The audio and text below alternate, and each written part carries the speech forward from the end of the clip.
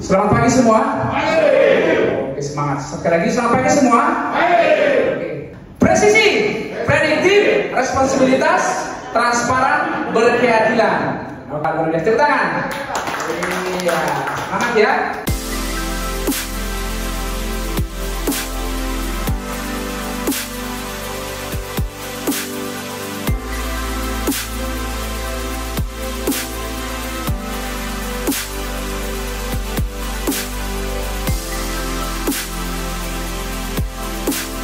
Jadi dengan berkembangnya hukum secara dinamis, ya, hukum itu hidup dia, sama seperti kita hidup. Dengan adanya sekarang ini bagaimana proses pemanggilan notaris itu sudah banyak menjalani proses. Nanti kita bisa kaji setelah ini ya. Jadi mungkin kita langsung aja ya. Ini nanti ada 2 materi yang kita bahas. Fungsi dari notaris kewilayahan dan juga nanti bagaimana proses pemanggilan dan pemeriksaan notaris. Itu nanti sesi kedua. Sesi pertama nanti kita bahas tentang bagaimana peran Majelis Notaris Provinsi Riau ya, provinsi. Oke, mungkin kita langsung saja ya. Mungkin sudah langsung Pak ya. Ya. Jadi untuk notaris ini adalah regulasi yang membuat notaris ini memiliki kekuatan ya, dan di sini kita bisa melihat di Undang-Undang Nomor 30 Tahun 2004 sebagaimana telah dirubah dengan Undang-Undang Nomor 2 Tahun 2014 tentang jabatan notaris. Ya, di sini. Jadi kita tidak bisa lagi memanggil notaris itu sesuka kita. Nah, ini ada aturan yang mengatur. Jadi kalau kita lihat di sini adalah notaris adalah pejabat umum yang berwenang untuk membuat akta autentik dan kewenangan lainnya sebagaimana dimaksud dalam undang-undang. Siapa yang mengetahui tentang akta autentik? Akta autentik itu apa? Apa itu Pak? Akta yang dikeluarkan oleh pejabat yang pemerintahan yang berwenang. Iya, akta yang dikeluarkan oleh notaris atau pejabat resmi sesuai dengan undang-undang kewenangan ya, itu ya. Jadi jangan bertanya apa ya akta autentik. Nah ini harus paham kita Pak. Jadi akta autentik itu adalah, coba dulu lagi Pak Tampan tuh Pak. Oh kamu bisa tampan ya? Oh luar biasa ya. Ya. Oh gimana? Ya. Akta autentik gimana Pak? Pak Kadit tampan? Gimana? Pandit Pak. Iya.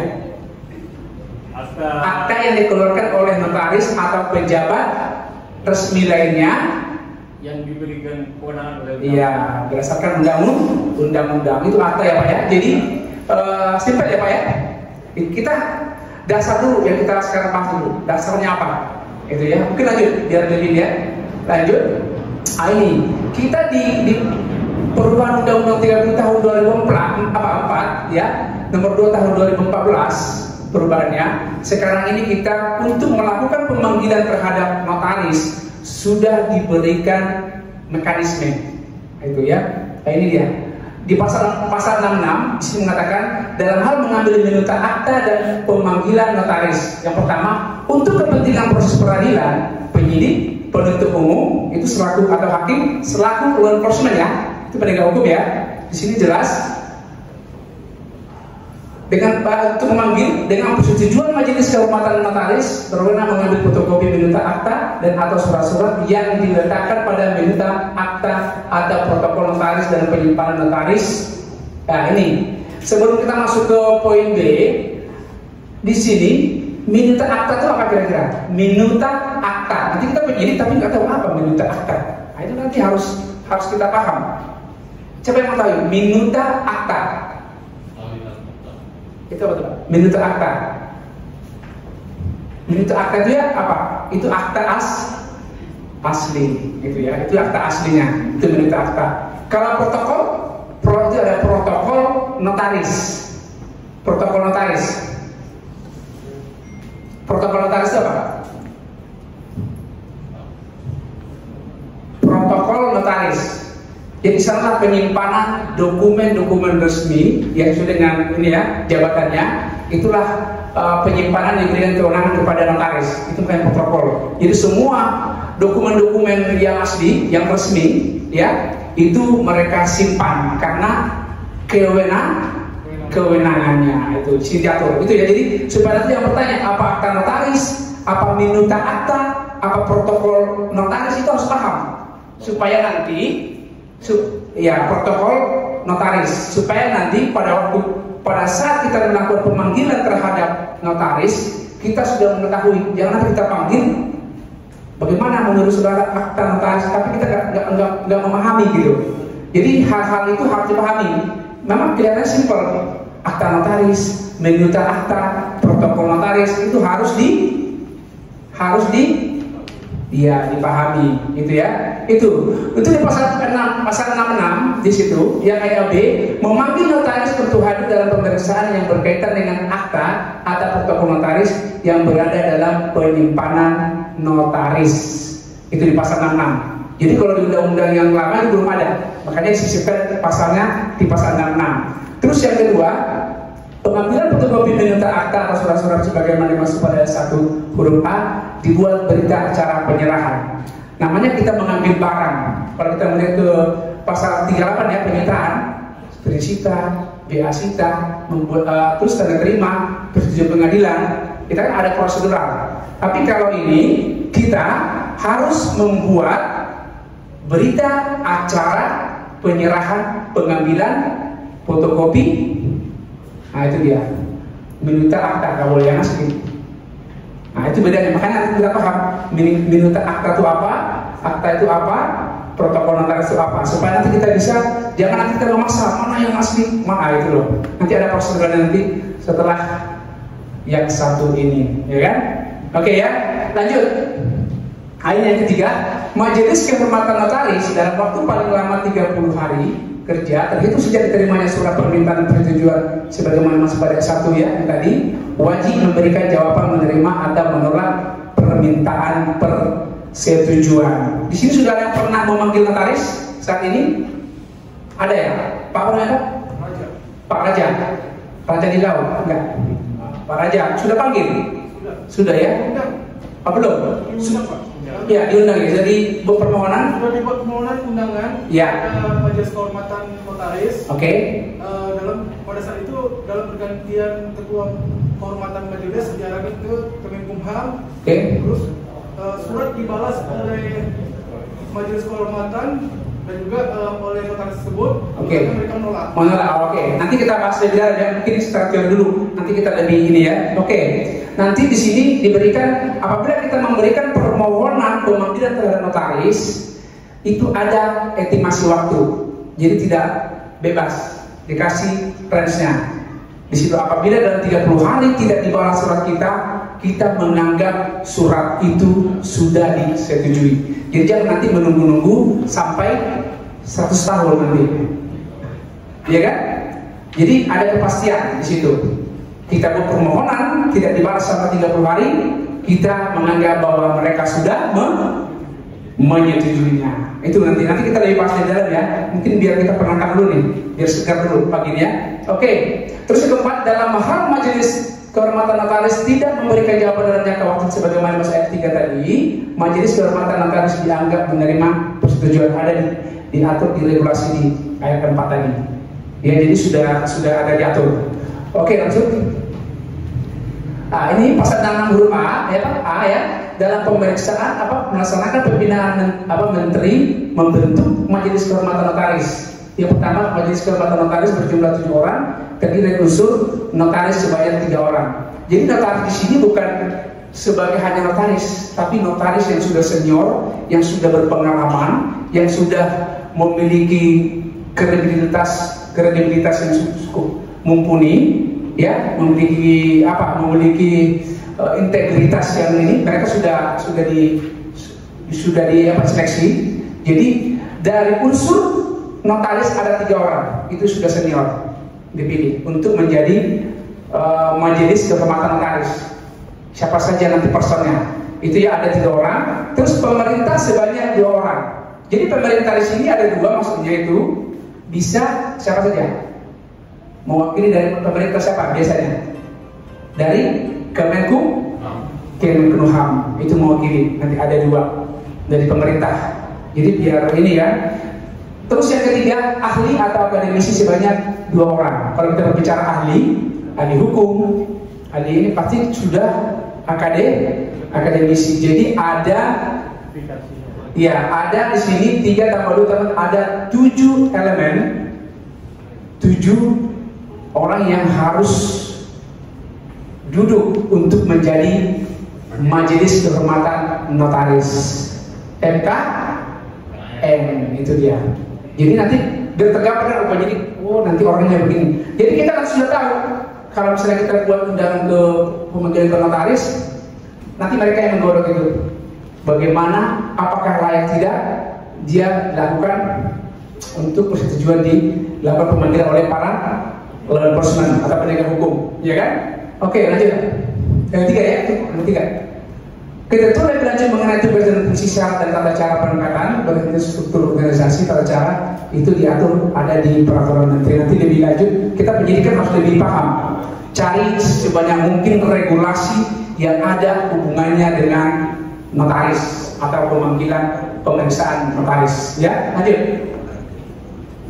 Majelis Kehormatan Notaris sebagaimana diatur dalam peraturan menteri yang nomor 25 tadi tentang tugas dan fungsi syarat dan tata cara pengangkatan atau pergantian organisasi, oke, itu jelas. Badan yang mempunyai kewenangan untuk melaksanakan pembinaan notaris dan kewajiban memberikan persetujuan atau penolakan untuk kepentingan penyidikan dan proses peradilan atau pengambilan fotokopi minuta akta dan pemanggilan notaris untuk hadir dalam pemeriksaan yang berkaitan dengan akta atau protokol notaris yang berada dalam penyimpanan notaris. Ya, jadi kalau kita manggil mereka, jadi bukan akta minuta tadi yang mereka berikan, andaikan pun misalnya disetujui oleh MKN tadi.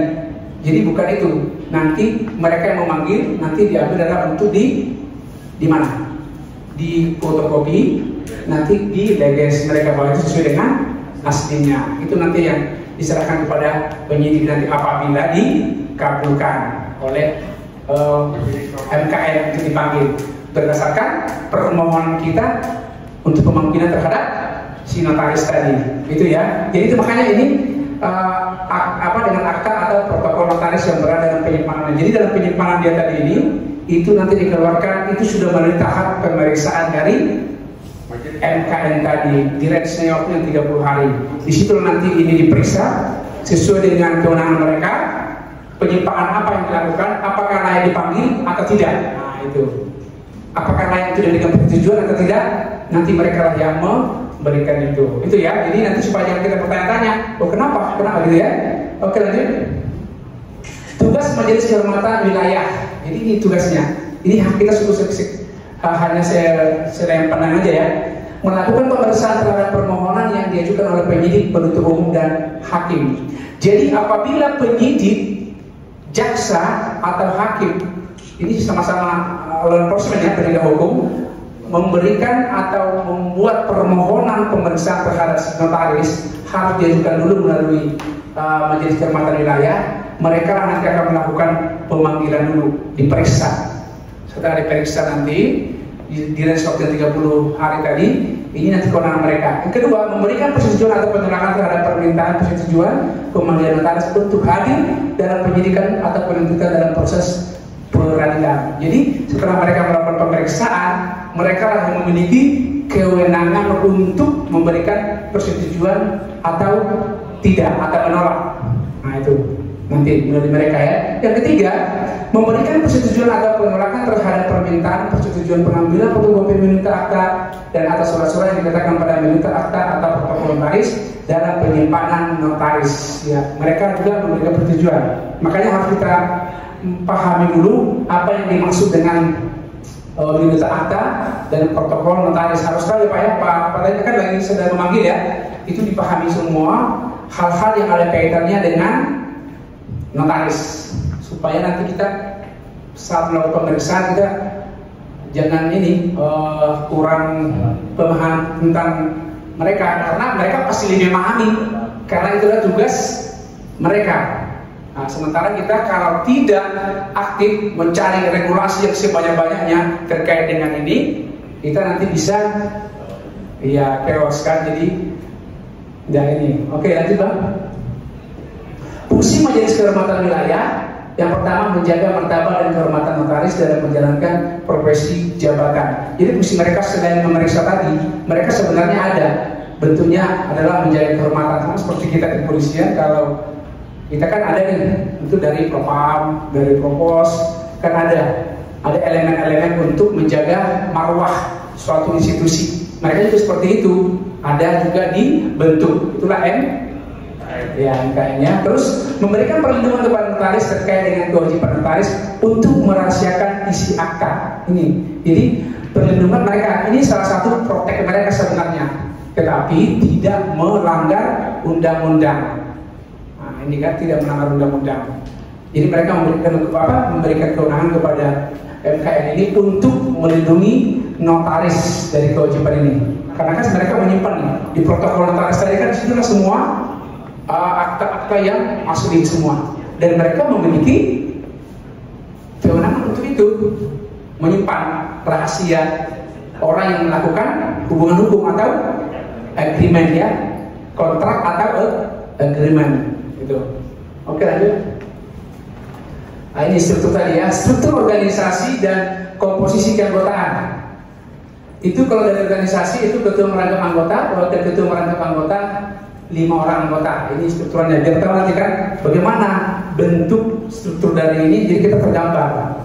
Jadi kita harus paham dengan komposisi unsur pemerintah, unsur organisasi notaris, unsur ahli dan akademisi seperti tadi. Untuk komposisinya sudah jelas tadi ya. 3, 2, 2. Ya, ada 7 untuk komposisinya. Lanjut. Tata cara kerja pemeriksaan. Pemeriksaan hanya dilakukan oleh Majelis Kehormatan Wilayah, tidak ada banding kepada Majelis Kehormatan Pusat. Kan kalau kita melihat kan dalam upaya hukum itu ada banding, kasasi, PK gitu kan. Seperti kita juga kan kalau di kepolisian itu kan ada misalnya diputus, ada juga keberatan lagi ke ini kan. Kalau ini tidak, jadi langsung final dia. Setelah dilakukan pemeriksaan oleh MK ini wilayah, langsung dia putusan itu inkrah, tidak ada lagi keberatan ke pusat. Nah, langsung diatur di sini. Tidak ada banding kepada Majelis Kehormatan Pusat. Permohonan ke MKNW ya ditujukan kepada Ketua Majelis Kehormatan Notaris Wilayah. Yang kedua disampaikan secara tertulis dalam bahasa Indonesia, tembusan disampaikan kepada majelis yang bersangkutan. Kemana kalau waktu melakukan pemanggilan ke MKNW atau ke pusat? Ke MKW kan ya dilepas. Jadi ajukan surat nanti ke MKW, disampaikan secara tertulis dalam bahasa Indonesia, ya, diajukan bahasa Indonesia. Baru nanti tembusannya disampaikan kepada notaris yang dipanggil. Kemarin ada kita tembusin? Ada ya? Tembuskan aja dia. Oke, ini syaratnya. Sebenarnya simpel ya. Hanya mungkin selama ini kan dipikir ya hak imunitas mereka kan nggak ada langsung. Mungkin tergambar supaya itulah namanya kita tuh harus upgrade tentang regulasi. Karena sebelumnya ada putusan MK membolehkan, panjang, sampai sekarang lahir undang-undang ini. Jadi harus upgrade di situ, kalau tidak kita nanti salah langkah. Iya, tinggalan bisa juga. Lanjut Pak. Permohonan surat dari instansi penegak hukum ke MKNW memuat paling sedikit yaitu nama notaris, itu harus dibuat. Ya, nama notaris harus supaya jangan error nanti, error in person nanti kan. Jadi itu nanti mengkati dengan pada ya. Terus alamat kantor notaris. Kalau dia seorang notaris pasti memiliki kantor, itu harus ya, supaya jangan error ya. Terus yang ketiga, nomor akta dan atau surat yang didekatkan pada minuta akta atau protokol notaris dan penyimpanan notaris. Jadi yang keempat, pokok perkara yang disangkakan. Jadi nomor tiganya akta. Kan kalau kita melakukan pemeriksaan itu sudah ada akta, mungkin kita ketahui ya kenapa kita memanggil notaris. Nanti nomor jangan lupa, karena kan notaris sebanyak itu, banyak yang membuat agreement ini, kontrak. Jadi kalau sudah ada nomornya, di situ kan lebih gampang untuk melakukan pencarian, gitu. Ya, ada dimasukin ya, nomor kontrak atau agreement gitu kan. Sekali-sekali kalau masalah apa aja sedikit supaya ini kan, agreementnya gitu kan. Padahal gitu ya. Nah, harus begitu supaya naik sedikit ya apa grade-nya. Itu kan per omset betul. Itu otomatis memang naik sedikit. Kalau kita kontraknya perjanjian Pak, terus di bawah kontrak. Jadi itu ya. Jangan lupa untuk nomor dan nomor akta. Terus pokok perkara yang disangkakan. Perkara apa kira-kira yang dilakukan harus dibuat supaya MKNW itu juga harus mereka paham apa ini perkara zina atau apa. Ya, nyambung nanti kan. Misalnya seperti itu contoh. Tapi dengan adanya tadi akta tadi ditambah lagi kasus atau perkaranya itu mereka langsung paham. Oke, lanjut. Tata kerja pemeriksaan. Nih, dalam rangka pemeriksaan terhadap notaris, ketua majelis kehormatan notaris yang bentuk udah. Ini yang tadi sudah paham ya. Lanjut. Majelis pemeriksaan berwenang memeriksa dan memberikan persetujuan atau penolakan terhadap penyidik, penuntut umum dan hakim atas. Ini dia. Jadi majelis pemeriksa itu berwenang memeriksa dan memberikan ya persetujuan atau menolak. Satu, pengambilan fotokopi minuta akta dan surat-surat yang didekatkan pada minuta akta dan akta protokol notaris dan penyimpanan notaris dan pemanggilan notaris. Jadi mereka benar-benar ini diperiksa, digali. Makanya tadi di kasusnya tadi prasangkaan kasus tadi itu harus benar-benar dibuat sedemikian rupa. Maksudnya itu sesuai dengan fakta supaya nanti tergambar di mereka bahwa oh ini melakukan agreement tidak pada tempatnya atau mengurangi isi dari perjanjian atau bahwa itu kan sudah sangat fatal misalnya. Nanti dibuat di pokok perkara itu, di persangkaannya itu supaya mereka ada gambaran nanti. Jadi oh iya dikurangkan saja gambar yang di sini beda, ini dikurangkan karena faktor kerekatan hidup Pak. Kan begitu Pak. Atau mungkin penomoran dibuat tanggal mundur itu kan udah ini. Sekarang agak difokuskan perbuatan delik supaya menutup ini dibuat tanggal mundur misalnya, itu kan berbahaya. Contoh kecilnya itu harus jeli. Kita dibuat kronologisnya itu benar-benar memang ada menurut kita potensi delik gitu ya. Ya, kita hanya kita landai itu aja, nanti mereka tidak tergambar apa kira-kira deliknya, perbuatannya itu nanti. Iya Bang ya, Bapak. Jadi supaya mereka itu bisa memberikan jawaban yang pasti, bisa nggak diperiksa, setuju atau tidak. Nah itu dia, ya. Itu Bang Arnold ya? Raja. Oh Raja, Arnold tadi. Oke. Yang kedua, pengambilan minuta akta dan surat-surat yang diletakkan pada minuta akta dan atau protokol notaris dalam penyimpanan notaris dan pemanggilan notaris. Itu jelas ya. Pemanggilan notaris untuk proses penegakan hukum oleh penyidik, penuntut atau hakim. Jadi itu kewenangan mereka ya, berhak melakukan pemeriksaan. Jadi kita bahas dulu nanti sisi tanya jawab nanti boleh bebas ya. Jadi ini untuk pengantar supaya terangsang dulu ya, terangsang bahwa oh begini pemanggilan notaris, oh ini definisinya, oh ini badan pemeriksanya, gitu ya. Oke lanjut. Tata kerja pemeriksaan ini ya, dalam melakukan pemeriksaan majelis pemeriksaan berwenang melakukan pemanggilan terhadap notaris berdasarkan adanya permohonan dari penyidik, penuntut umum atau hakim. Jadi tim tadi itu, baru tadi itu melakukan pemeriksaan terhadap notaris, person diduga melakukan tadi itu, diduga ada panggilan dari kepolisian, penyidik atau JPO atau notaris atau dari hakim, itu mereka berwenang melakukan pemanggilan terhadap si notaris yang diduga melakukan delik. Ya itu dia. Jadi mereka dasarnya adalah setelah kita kemarin udah kirim ya, kita kirim ini ke sana, dasar itulah mereka melakukan pemanggilan ke notaris. Nanti tata caranya nanti ada tata cara kita terangkan. Yang kedua, pemanggilan notaris dilakukan melalui surat yang ditandatangani oleh ketua majelis kehormatan notaris wilayah. Jadi mereka seperti kita juga melakukan pemanggilan, hanya kita melalui regulasinya KUHP pasal 112 kan, tapi mereka beda. Di Permenkum HAM itu ada mereka diatur bahwa bagaimana tata cara melakukan pemanggilan terhadap notaris. Ada nanti di situ dibuat, ditandatangani. Terus dalam keadaan mendesak, pemanggilan dapat dilakukan melalui faksimal ya dan atau surat elektronik yang segera disusul dengan surat pemanggilan. Sebenarnya ini aturan di ruang hukum mereka ini. Jadi mereka boleh mengirim melalui elektronik atau tapi nanti menyusul surat panggilannya. Itu mereka tata caranya. Selanjutnya, pemanggilan terhadap notaris dilakukan dalam waktu paling lambat 5 hari sebelum pemeriksaan dilakukan. Ini 5 hari sebelum pemeriksaan. Kalau kita biasa di dalam kota berapa? Ajas kepatutan. Iya, kepatutan dalam kota itu adalah 3 hari. Secara eksplisit sebenarnya di gua nggak diatur ya, bahwa di dalam kota harus 3 hari. Tapi kalau kita melihat ajas kepatutan, kita kirim hari ini, mungkin mereka dari dalam bekerja pulang malam dipelajari apa kira-kira disiapin nanti next baru datang. Jadi ada waktu untuk menyiapkan apa kira-kira yang harus dipersiapkan dalam menghadapi proses pemeriksaan.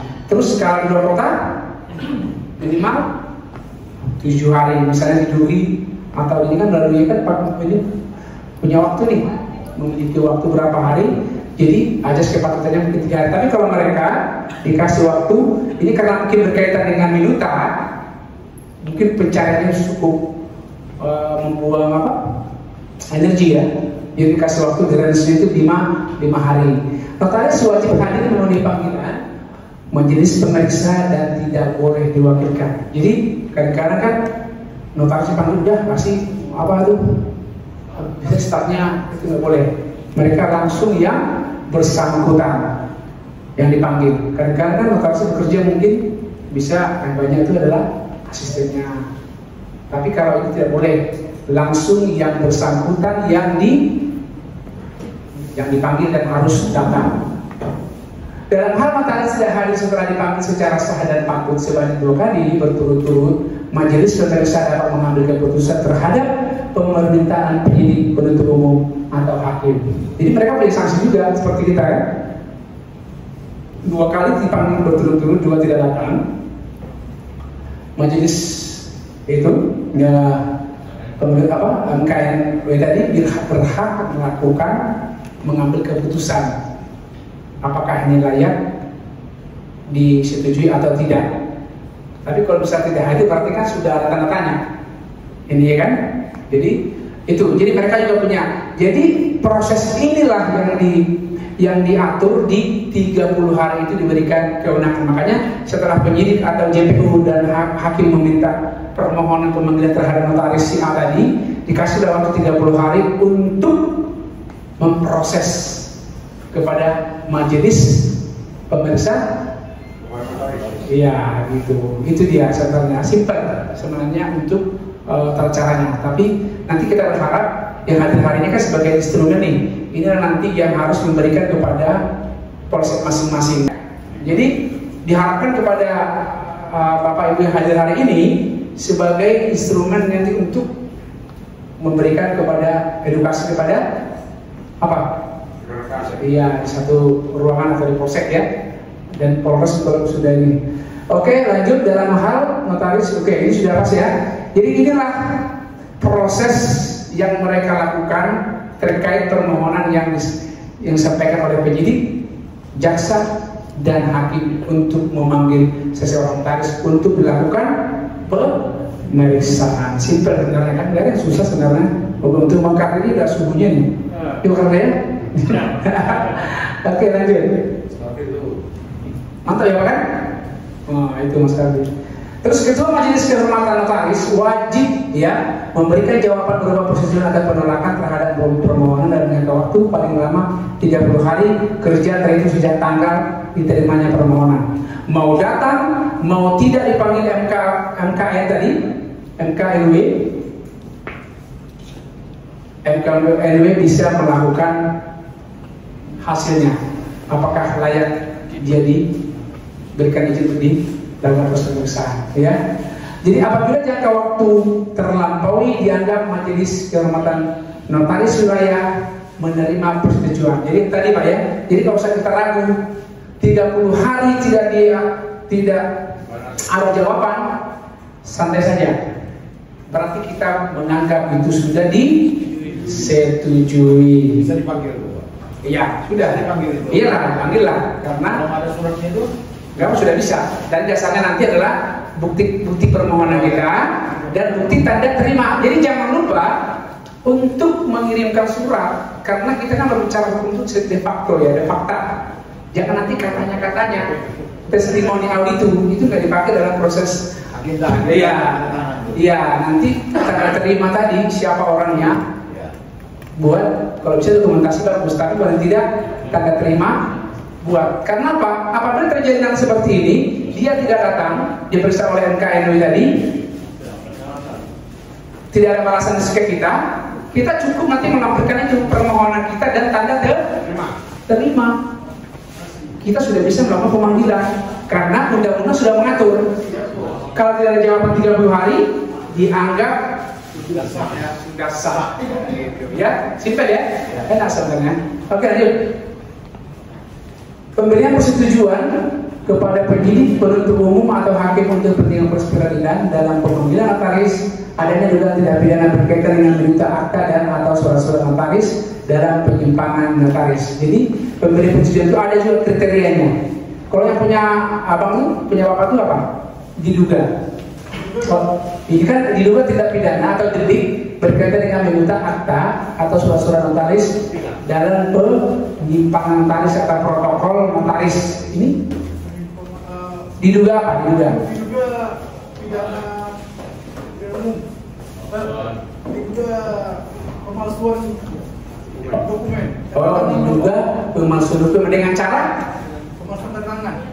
Pemalsuan tanda tangan di para pihak itu. Iya. Pemalsuannya Iya. Di nota itu. nggak hadir si salah satu pihak, ada tanda tangan. Ada tanda tangannya. Oh, itu yang diduga. Berarti diduga 263 263. atau 266. Oh, digunakan lagi nggak? 263 aja. Digunakan. Digunakan lagi. Oh, 263, 266 lagi. Oh, oke. Itu ya. Tapi itu sudah tergambar di kronologis sudah ya. Sudah digambarkan, sudah dijelaskan. Keterangan dari para saksi juga semua sudah ambil. Oh, oke. Yang kedua, belum gugur hak menuntut berdasarkan ketentuan tentang daluarsa dalam peraturan perundang-undangan di bidang hukum pidana. Jadi kita harus memahami perkara yang kita mintakan ini untuk melakukan pemeriksaan, objek ini belum daluarsa. Daluarsa di mana itu? Pasal 78 KUH pidana. Daluarsa apa? Daluarsa. Sudah melewati misalnya. Oke. Siapa lagi? Daluarsa perkara. Daluarsa perkara pasal 78 KUH pidana. Daluarsa adalah gugurnya hak untuk menuntut terhadap suatu tindak pidana. Daluarsanya jatuh di pasal 78, apa kriterianya? Karena kita harus menyangkut, jangan nanti kita mintakan kepada NKNW untuk melakukan pemeriksaan, ternyata sudah masuk kriteria daluarsa. Siapa yang kita kira-kira? Daluarsa perkara. Kalau misalnya ancamannya di bawah 3 tahun, daluarsa berapa tahun? Itu harus tahu penyidik. Kalau ancamannya 3 tahun ke atas, daluarsanya berapa? Nanti lebih jelas, lihat di YouTube saya, situ ada daluarsa perkara, bisa diketik di YouTube. Daluarsa perkara nanti ada di situ keterangannya. Di bawah 3 tahun, daluarsanya berapa? 8 tahun. Di atas 3 tahun, 12 tahun.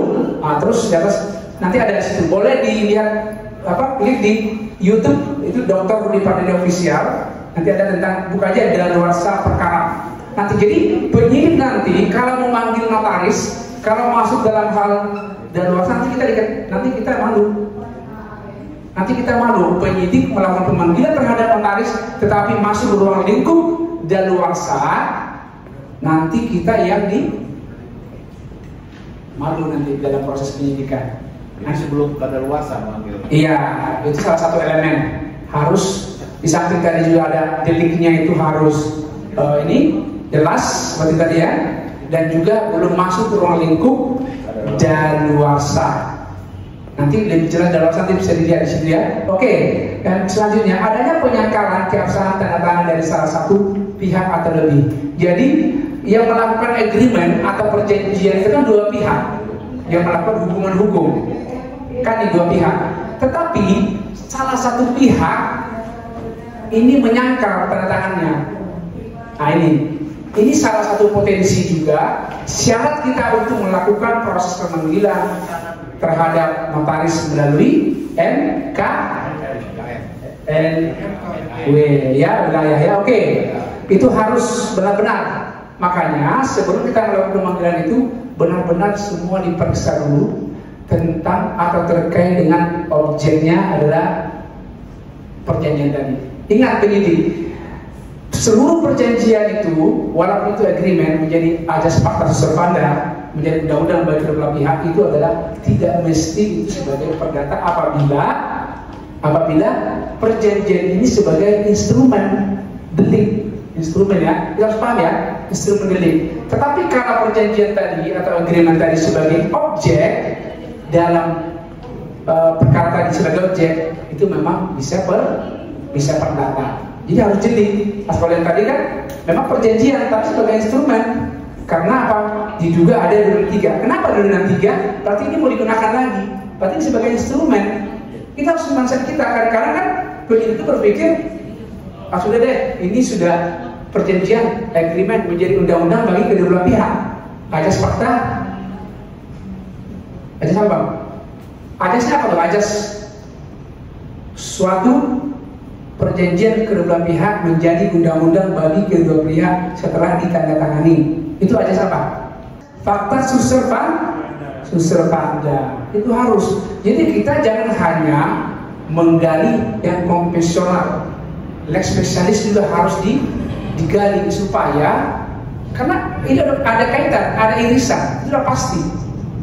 Termasuk ini kan, nota apa tadi perjanjian-perjanjian.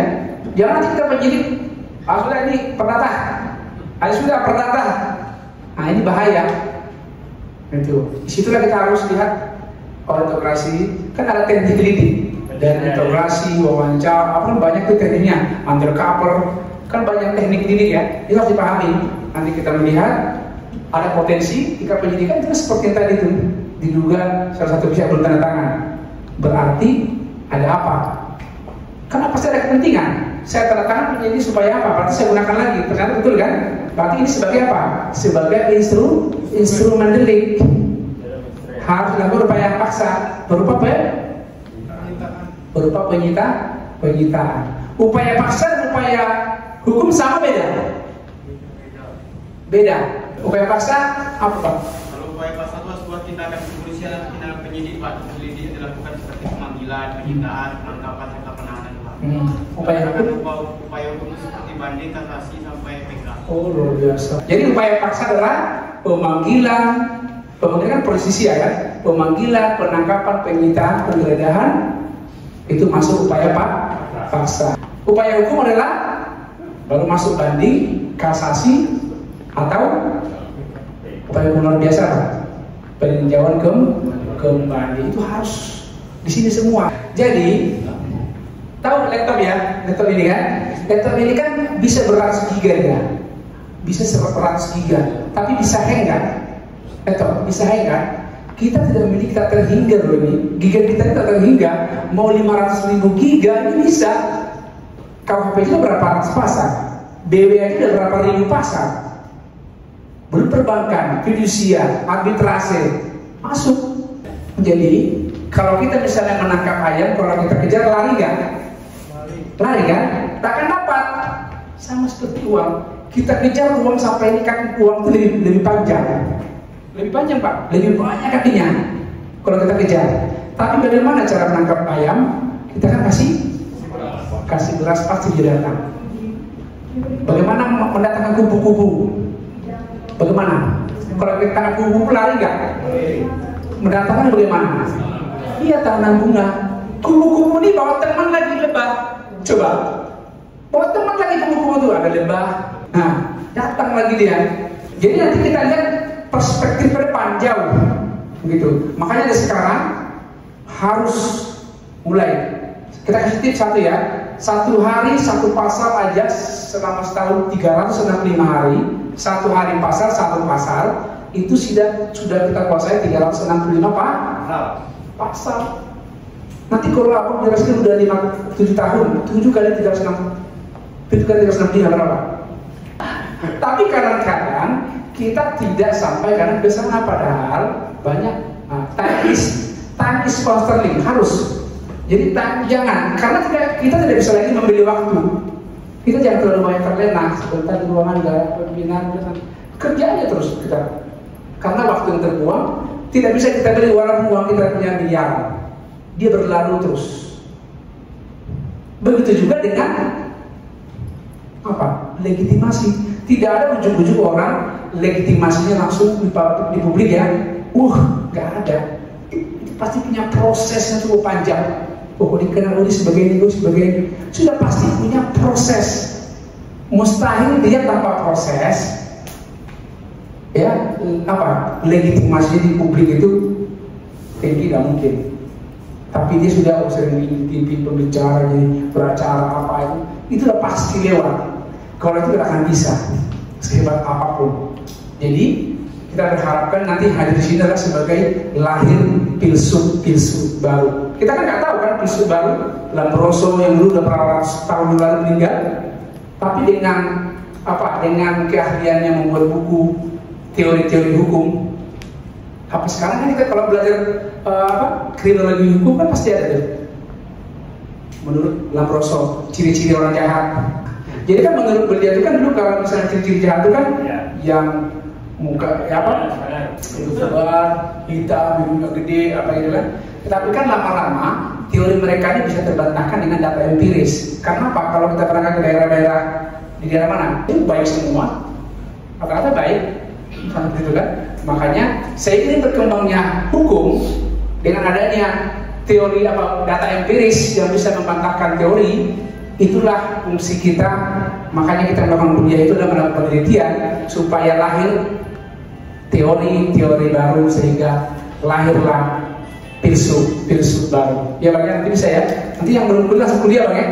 Nanti ada kendala kasih tahu aja nanti. Nggak apa-apa. Oke, itu pengantar ya. Bagaimana nanti meningkatkan nilai kita tadi itu penting tadi Pak. Tapi kalau kita nggak ini terus tiada hari tanpa membaca, itu harus. Kalau tidak nggak akan bisa. Komputer ini kalau kita tidak input data, dia nggak nge-save. Sama seperti kita, kalau kita nggak membaca, apa mau kita save? Itu pasti, itu logikanya. Ini kita input data nggak akan nge-save. Tapi kalau kita nggak membaca, bagaimana mau nge-save? Itu udah pasti, simpel kan? Simpel ya. Ya. Jadi jangan dikejar uang ya. Ayam jangan dikejar juga. Ada caranya. Menangkap ayam ada caranya, menangkap kuku ada caranya. Bisa kan? Oke, tepuk tangan dulu biar dialihkan. Supaya di sini semua nanti luar biasa.